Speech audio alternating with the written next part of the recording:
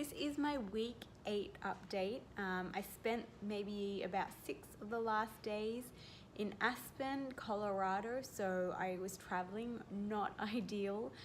In your first trimester, if you are experiencing morning sickness or fatigue, it was a really hard week. Here with Elijah having a snack. You can see pasta red sauce all over his face. Yeah, I've had a really rough week. I'm in Aspen at the moment, so the altitude is a lot higher from what I'm used to. And because of that, like the morning sickness symptoms are amplified. So on top of feeling nauseous and queasy, I now have a headache, I think from the low oxygen in the air. I've been sleeping like crazy. One thing I noticed with the morning sickness, I found that it was a lot worse when I had an empty stomach. So even when I didn't feel like eating, I would have either some fruit or some plain crackers or some plain bread, sometimes with a little bit of avocado on it, because an empty stomach really did elevate those nausea levels. And scientifically, that's because when your blood sugar levels drop, nausea heightens.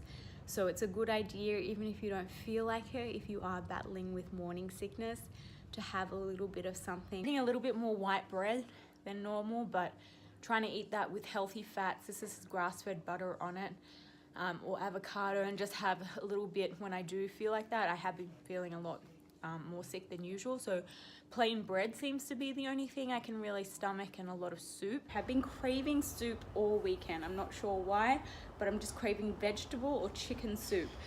So this recipe here is a tomato base.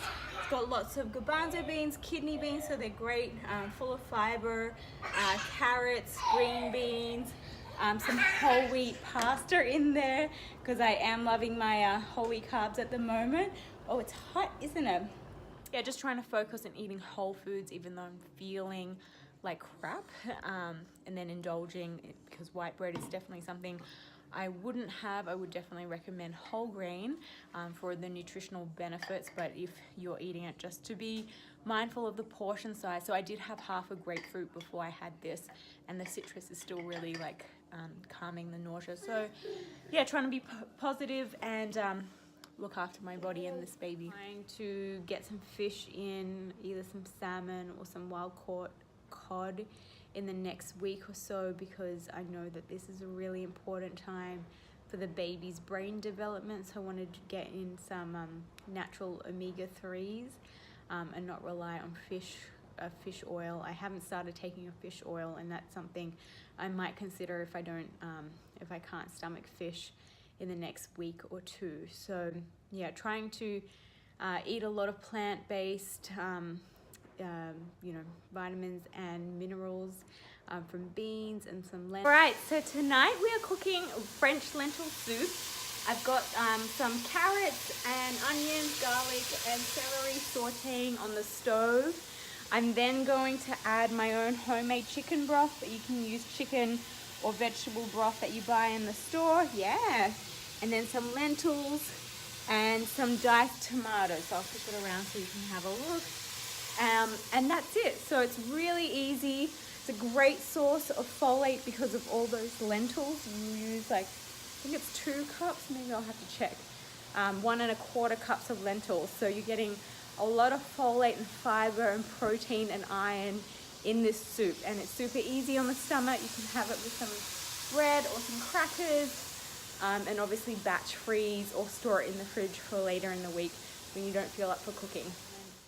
And then, the days that I can't really stomach that much, just being kind to myself and not stressing about it, trusting that the baby is getting what he or she needs, because I'm looking at the nutrition over the entire week rather than just that one day, which really does change your perspective and also makes it less overwhelming as well, because there are just some days, especially in the first trimester, that you can't physically do that. So being kind to myself there, and taking it easy when I can. No.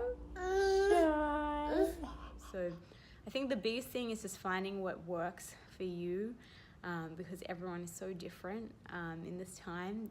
What works for one woman might not work for another, so it's important to experiment, to listen to your body and get the nutrients in when you can, so that when you can't, you're not stressed about it. So anyway, that was week 8. I'm glad it's over.